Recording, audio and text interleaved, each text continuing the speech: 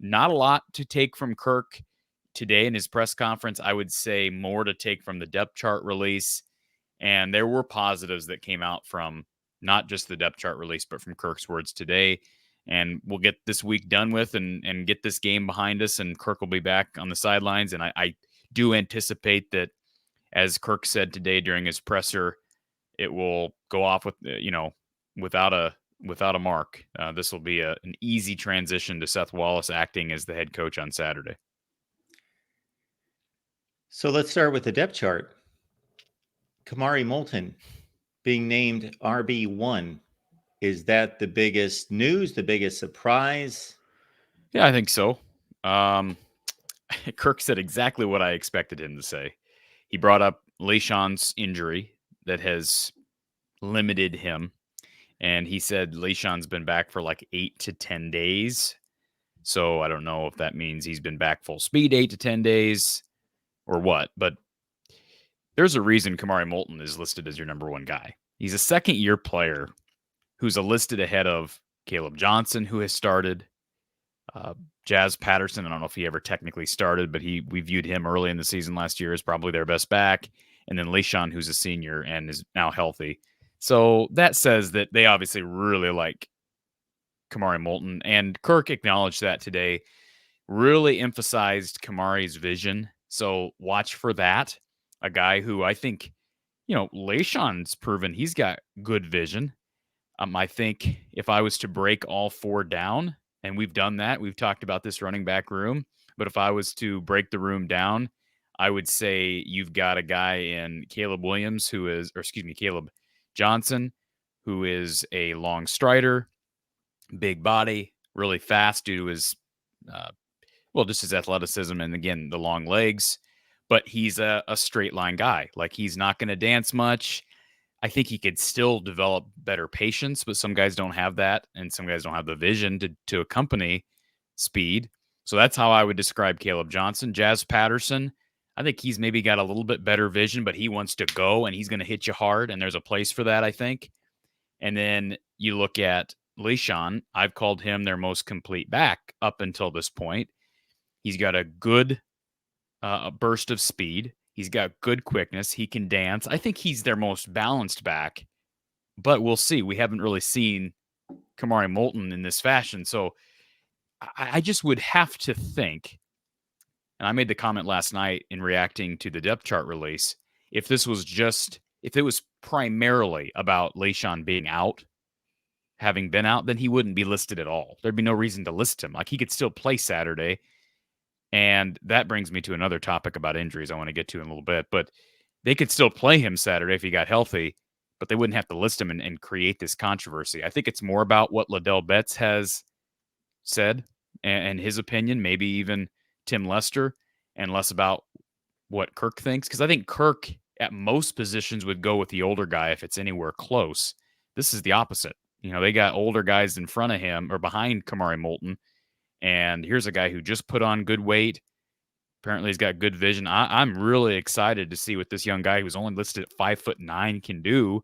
I don't want to say that this, he might be the next great thing, but that's quite an ascension in front of a lot of guys who have performed well at, different given times. And I don't think any of them have played badly. There have been some injuries in there, but impressive ascension from Kamari.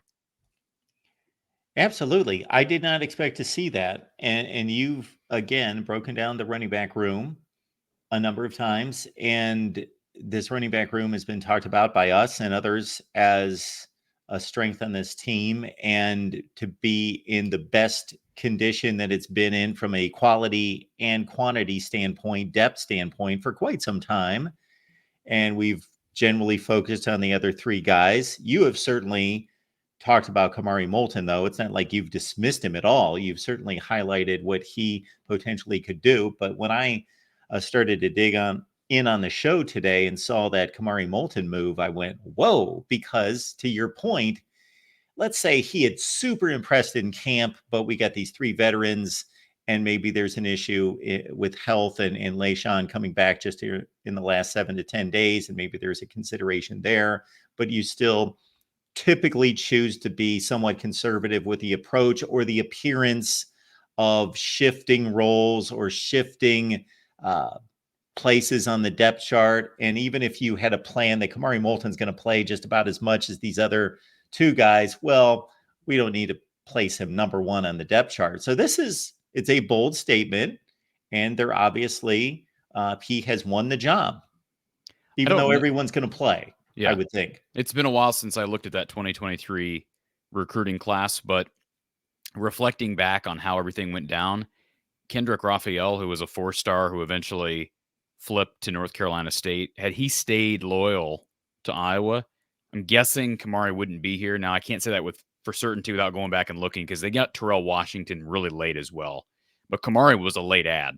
And it's just amazing when you see some of these guys that they almost seem like they're, kind of I don't want to say last ditch efforts on the recruiting trail, but he obviously was not their number one guy. But I just think that speaks even, I mean, maybe it shouldn't make me feel this way, but to me, it just is a better testament to Liddell Betts and not only his ability to identify diamonds in the rough, which is really the name of the game as it relates to recruiting in this program as a whole, but also being able to develop a guy who comes here undersized and talk about, I mean, jumpstarting the process. Now, you could look at it in a different light as well and say, hey, deep room has helped him get better competition around him. And that's fair. And I'm sure Kamari would credit the room to some of his maturation. But this is a guy with, I mean, I'll pull up his recruiting data or his recruiting profile.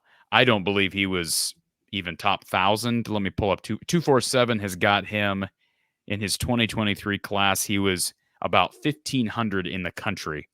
He was barely inside the top 100 for running backs, and he was not even in the top 200 in the state of Florida. That all according to the 247 Sports composite. So, I mean, again, recruiting is not an exact science, and he has not really proven anything. But Iowa doesn't normally do this type of thing with the depth chart. So read between the lines, and we'll see him on Saturday. Hopefully, he stays healthy. And by the good way, I think stuff. they're comfortable, Mark. I think they're comfortable with 4 or 5, honestly. I think they could go. I mean, hey, tight end. I'm not there every day in practice, but I'd be comfortable with 4, maybe 5 guys at tight end. And, that's obviously Lachey, Ostringa, Pascuzzi, Large, Ortworth. Am I missing one in there? Like, they're deep at that position. And then at running back, obviously Kamari, Lashawn, Caleb Johnson, they're going to be comfortable with Jazz Patterson. Kirk even brought up Max White. Max White is a walk-on who has had some snaps in real game action and is probably better than your average running walk-on back. And then Terrell Washington, who's on the 2 deeps at receiver, came here as a running back and, has got the size and the physical prowess of a back. So I think they're really deep at those 2 positions. And then Kirk talked about the offensive line. He was asked about some specifics. Cade Piper got brought up. Bo Stevens got brought up. You can tell Kirk really feels good about the running game right now. He didn't say that, specifically, but he just raved about the running back depth, raved about the maturation of guys like Piper, guys like Bo Stevens. And if the running game isn't good this year, then I don't know that it'll ever be good again under Kirk Ferentz. And I mean that. I mean, even with the new offensive coordinator, if it's all about the guys up front and solid back play, because Kirk's always placed a greater emphasis on what your 5 guys up front are doing, regardless of scheme, I don't think we'll ever see that. I wonder how big of a jump they can take, but they're poised. He brought up the 8 guys. He still feels comfortable at 8 right now up front, and that's what you want. I mean, I don't think you can expect 9 or 10. He'd love to get there, but they've got, and he even brought up Tyler Ellsbury today. I thought this was interesting, and maybe this is just something, I'm not a guy who tracks snaps throughout the season, but he says Tyler Ellsbury's comfortable at all 5 positions. Yeah, that's very rare that you get that with a guy who hasn't even been a cemented starter. They basically feel like he can do everything. He came in as a center last year, did not know he was working much at tackle.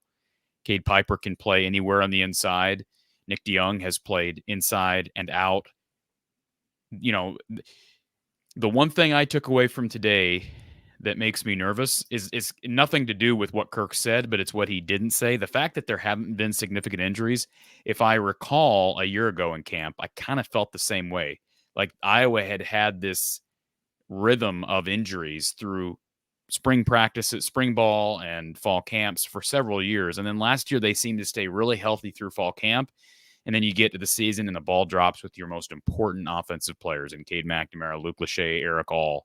So there's nothing really to be nervous about. I think it's just human nature. Knock on wood, they've been really healthy. And, the good news is they're deeper at those positions this year than they were last year. Tight end, they're deeper. Quarterback, they're deeper. And then those other positions like line and running back, wide receiver, a lot of question marks there. That's still the big question on offense. Corey, is there anything else on the depth chart worthy of discussing? Anything else of note? I guess I probably should have pulled it up here as we were talking. I mentioned a couple things yesterday. One being people are concerned about Holder. I think Ty Nissen's going to be the holder. He's listed below Reese Dakin with an or designation. So I think Ty Nissen's going to hold. But man, other than that, TJ Hall is listed as your starter. But I've been hearing throughout fall camp that he looked really good. Dinged up his ankle at Kids Day. He is listed as the starter. And so it sounds like he is healthy. Seth Anderson's on the depth chart. He's been dinged up, but I think he's been back. He was in a recent video. They had a number of different Iowa players that were mic'd up for segments on their YouTube channel and on social media. And Seth Anderson was seen back in uniform, as was Xavier Wampa, who appears to be healthy. So, no, I mean, there's nobody on the depth chart that was missing. Like, nobody. I mentioned Trip Woody. That did not get brought up today because I don't really know that it's been reported widely. But last I checked in with a source here maybe a week ago was that he was out and will probably miss at least a week or two. Vanderzee, I see Jason in the comment section. Vanderzee is on there. He's on the two deeps. He's a guy I'd been hearing stuff about here for at least the last couple of weeks. And Kirk confirmed he is going to play. We'll see how much of an impact he can have at wide receiver right away. There's a lot of opportunity, especially without Caleb Brown. And that's what Kirk continues to emphasize. If they can get production out of a wide receiver room that's going to be down at their position coach this weekend, and it's a room that has done nothing, next to nothing for years, at least since 2019, then, hey, this offense got a chance to do exactly what Tim Lester wanted when he talked about slicing a bunch of numbers in half. That was kind of his goal at Media Day. Can we get, if we're 125 in this category, can we get to 62 or, so those are lofty goals, but they've got pieces that can make that happen if they can figure out who is number one, number two, number three at receiver and actually prove it in a game. Join Corey and Coach Don Patterson after the game. So again, I believe that's 11 a.m. Central Time, correct? And it's on the Big Ten Network. Correct. Yep. And our guy actually, so this weekend for Pokes, you're going to get a double dose from the Hawkeye of the Storm and Coach Don Patterson. So Saturday after the game, we will have a live post-game show with Coach Patterson and our good guy, Kyle Spence. And then on Sunday, we'll have part 2 of the post-game show with myself. So it'll be a great weekend because you get more, sometimes you have those instant takeaways. And then the next day you're able to kind of digest some things, look back and give it some thought. And so it'll be a fun weekend. So, shortly after the game with Kyle and then Sunday evening with myself and Coach Patterson. College football is even more exciting with some action on the line. And the games are even better when you're cashing in. And the Voice of College Football is the place to be to get the greatest value. Let's start with my picks. 75% against the money line, 58% against the spread. I've got a 40-year track record. In fact, in 2023, at $100 played per game, you would have netted over $9,300. And guess what? I'm just the warm-up act. Steve Merrill, our ace in the hole, show stopper from Wager Talk. 6 years with the Voice of College Football, over 30 years in the industry. Steve gives us analysis on all the big games, but you can't miss Steve's weekly under-the-radar pick, which went 21-5 against the spread the last 2 seasons. I repeat, 21-5 against the spread. You also get picks from some of our top analysts here at the Voice of College Football, including Steve Dace and Matt Zemek. Become a YouTube channel member or Patreon member for just $99 per month. Go to the main channel on YouTube, click join, and select the betting tier. Do the same thing on Patreon. Make 2024 a winner now.